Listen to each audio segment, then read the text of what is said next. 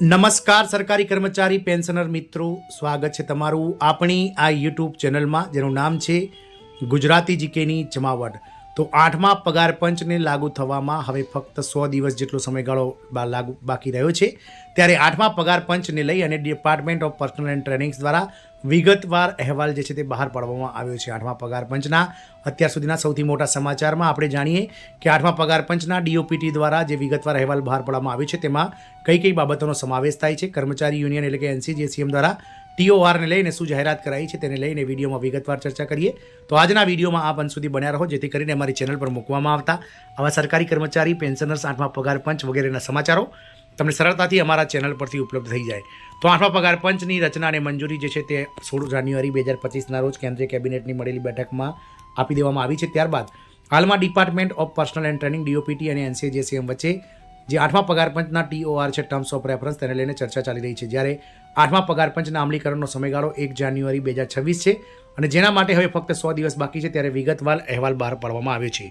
તો કર્મચારીઓ 8મા પગાર પંચની રાહ જોઈ રહ્યા છે. 8મા પગાર પંચના અમલીકરણ માટે માત્ર હવે 100 દિવસ બાકી છે, તેથી રાહ વધી રહી છે. નવા પગાર પંચ પર એક વિગતવાર અહેવાલ તાજેતરમાં બહાર પાડવામાં આવ્યો છે. ચાલો જાણીએ શું છે. તો જાન્યુઆરી મહિનાના 16 તારીખે 8મા પગાર પંચની જાહેરાત કરી હોવા છતાં હજુ સુધી કોઈ ચોક્કસ માહિતી જાહેર કરવામાં આવી નથી, જેના કારણે કર્મચારીઓ ચિંતામાં છે. હવે 8મા પગાર પંચને લઈ લાગુ થવામાં માત્ર 100 દિવસ બાકી છે. એવું કહેવામાં આવી રહ્યું છે કે પગાર પંચની ભલામણો 1 જાન્યુઆરી 2026થી લાગુ કરવામાં આવશે. ચાલો જાણીએ વધુ સમાચાર. અગાઉના પગાર પંચમાં આટલો સમય લાગ્યો હતો. જો આપણે અગાઉના કમિશન પર નજર કરીએ તો આ પહેલાં રચાયેલા બધા પગાર પંચોને તેમની ભલામણો તૈયાર કરવામાં અને તેનો અમલ કરવામાં લગભગ 2.5 વર્ષ જેટલો સમય લાગ્યો હતો, પરંતુ આ વખતે સરકાર પાસે 1 વર્ષથી ઓછો સમય હતો. હવે ફક્ત 100 દિવસ બાકી છે, પરંતુ પગાર પંચની રચના હજુ સુધી થઈ નથી કે તેના અધ્યક્ષ અને સભ્યોની નિમણૂક પણ થઈ નથી. એટલે કે 8મા પગાર પંચની કમિટી પણ બની નથી, કમિશનની રચના થઈ નથી અને ન થઈ હોવાથી કર્મચારી સંગઠનો સાથે કોઈ બેઠક થઈ નથી. પરિણામે કમિશનના સભ્યો ક્યાં મુસાફરી કરી રહ્યા છે અને ક્યાંય મુસાફરી કરી શકશે નહીં. કર્મચારી સંગઠનો અપેક્ષા રાખે છે કે પગાર પંચની રચના આ મહિને થઈ શકે.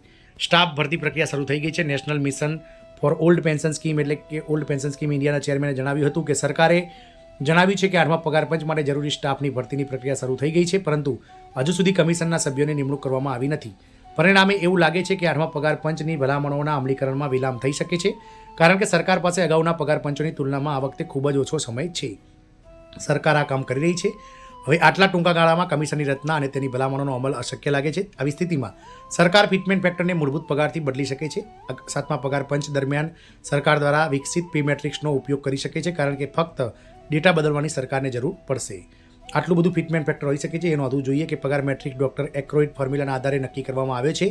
હવે ફક્ત ફિટમેન્ટ ફેક્ટર પર કામ કરવાનું બાકી છે. એવું કહેવામાં આવી રહ્યું છે કે આ વખતે ફિટમેન્ટ ફેક્ટર 2.0ની આસપાસ હોઈ શકે છે. જો આવું થાય તો કર્મચારીઓનો જે વર્ગ 3નો લઘુત્તમ પગાર જે હાલમાં 18,000 રૂપિયા છે તે વધીને લગભગ 36,000 રૂપિયાની આસપાસ થઈ જશે. વધુમાં જો ફિટમેન્ટ ફેક્ટર 1.9ની આસપાસ થાય તો 18,000 રૂપિયાથી જે લઘુત્તમ પગાર છે તેને વધીને 34,200 થઈ જશે. અને મેટ્રિક્સમાં હવે 18 સ્તરો છે તેવી અપેક્ષા રાખવામાં આવી છે કે સરકાર 8મા પગાર પંચ દ્વારા કેટલાક સ્તરોને મર્જ પણ કરી શકે છે. 35 પોસ્ટની વિગતો. તો અત્યાર સુધી લાગુ થયેલા તમામ 7મા પગાર પંચમાં પહેલીવાર હશે કે પગાર પંચ સંબંધિત તમામ કામગીરી 1 વર્ષથી ઓછા સમયમાં પૂર્ણ થશે. જોકે હજુ સુધી કમિશનની ચેરમેન અને સભ્યોની જાહેરાત કરવામાં આવી નથી.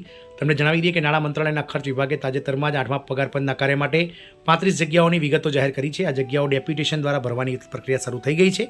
આ સાથે આ કર્મચારીઓના પંચ પરના અપાર અને વિજિલન્સ ક્લિયરન્સ વગેરે અંગે પણ સૂચનાઓ જારી કરવામાં આવી છે. 8મા સીપીસીના એટલે કે પગાર પંચની સંદર્ભોની શરતો પર ચર્ચા. તો પગાર પંચની રચના પહેલાં સરકારે તમામ હિસ્સેદારો પાસેથી સંદર્ભની શરતો માટે ભલામણો માંગી હતી. સ્ટાફ સાઇડ અને રાષ્ટ્રીય પરિષદ એટલે કે એનસીજીએસીએમની સ્થાયી સમિતિના અન્ય સભ્યોની બેઠકમાં 8મા પગાર પંચની સંદર્ભની શરતો પર ચર્ચા કરવામાં આવી હતી. કર્મચારી સંગઠનોએ સંદર્ભની શરતોના ભાગરૂપે ઘણી માંગણીઓનો સમાવેશ કરવા માટે કેન્દ્ર સરકારને તેમની ભલામણો રજૂ કરી હતી. મહામંત્રીએ આ કહ્યું, જો કે સરકારે હજુ સુધી ટર્મ્સ ઓફ રેફરન્સ જાહેર કર્યું નથી. દરમિયાન કેન્દ્ર સરકારે જાહેરાત કરી છે કે 8મું પગાર પંચ 1 જાન્યુઆરી 2026થી અમલમાં આવશે.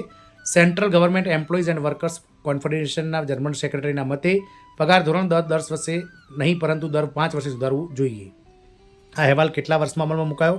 ફુગાવો દરરોજ વધી રહ્યો છે અને વર્તમાનમાં 10 વર્ષનો સુધારો કર્મચારીઓ અને પેન્શનરો માટે અનુકૂળ નથી.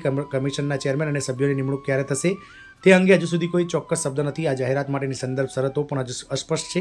એકવાર આ વિગતો સંપૂર્ણપણે સમજી લેવામાં આવે પછી કર્મચારીઓ માટે મહત્વપૂર્ણ મુદ્દાઓ પર નક્કર ધોરણે સ્પષ્ટ થઈ જશે. અગાઉ પગાર પંચની માહિતી કેવી રીતે એકત્રિત કરવામાં આવતી હતી, આ વખતે જો સરકાર ઈચ્છે તો એક રેકોર્ડ બનાવી શકે છે. તાજેતરના વર્ષોમાં ભાગ્યે જ જોવા મળે છે કે કમિશનની રચના થાય અને તેનો અહેવાલ 2 વર્ષથી ઓછા સમયમાં લાગુ કરવામાં આવે. અગાઉ પગાર પંચના સભ્યો વિવિધ માહિતી એકત્રિત કરવા માટે વિદેશ પ્રવાસ કરતા હતા. આ સમયગાળા દરમિયાન ઘણા દેશોના કર્મચારી સંગઠનોના પગાર ધોરણની સમીક્ષા કરવામાં આવી હતી. જ્યારે અભ્યાસોમાં ઘણો સમય લાગતો હતો, હવે બધું ડિજિટલ થઈ ગયું છે, ત્યારે તેમાં કેટલો સમય લાગતો નથી. પહેલાં કેટલો સમય લાગ્યો તો એ નોંધવું યોગ્ય છે કે કોઈપણ દેશના કર્મચારીઓના પગાર ધોરણ અંગેની માહિતી ઓનલાઈન મળી શકે છે. અન્ય દેશોના આર્થિક અને નાણાં મંત્રાલય દ્વારા પણ નવી પહેલોનો પણ ડિજિટલ રીતે અભ્યાસ કરી શકાય છે. આવી સ્થિતિમાં આ વખતે ઓછો સમય લાગી શકે છે, કારણ કે 2 દાયકા પહેલાં ડૉક્ટર મનમોહન સિંહની સરકાર દરમિયાન પગારપંચની રચનાથી લઈને તેના અમલીકરણ સુધીની પ્રક્રિયામાં 18 મહિનાનો સમયગાળો લાગ્યો હતો. તે પહેલાં તેમાં 2.5 વર્ષ કરતાં વધારે સમય લાગ્યો હતો, અને હવે સરકાર ફક્ત અહેવાલ પર વિચાર કરવા અને તેને અમલમાં મૂકવા માટે 6 મહિના કે તેથી વધુ સમય પણ લઈ શકે છે. સંસદમાં ચોમાસુ સત્રમાં પ્રશ્ન પૂછવામાં આવ્યો હતો, તો સંસદના ચોમાસા સત્ર દરમિયાન 8મા પગારપંચના અંગે અનેક પ્રશ્નો ઉઠાવવામાં આવ્યા હતા. આ દરમિયાન 8મા પગારપંચની સ્થાપના કરતી સત્તાવાર સૂચના ક્યારે લાગુ કરવામાં આવશે, કમિશનના અધ્યક્ષ અને સભ્યોની પસંદગી માટે સંભવિત સમયમર્યાદા શું હશે, અને કમિશન તેની ભલામણો રજૂ કરવા માટે કોઈ ચોક્કસ સમયમર્યાદા નક્કી કરશે કે નહીં, વગેરે જેવા પ્રશ્નોનો સમાવેશ થાય છે. આમ 8મા પગારપંચને લઈ અને મહત્વના અપડેટ્સ બહાર આવ્યા છે મિત્રો, કે હવે જે 100 દિવસ બાકી રહ્યા છે, એટલે સરકાર ઝડપી કમિશનની નિમણૂક કરી અને અગાઉના પગારપંચો કરતાં વહેલા જે છે તે 8મું પગારપંચ નિમી દેશે. જય હિન્દ, અસ્તુ.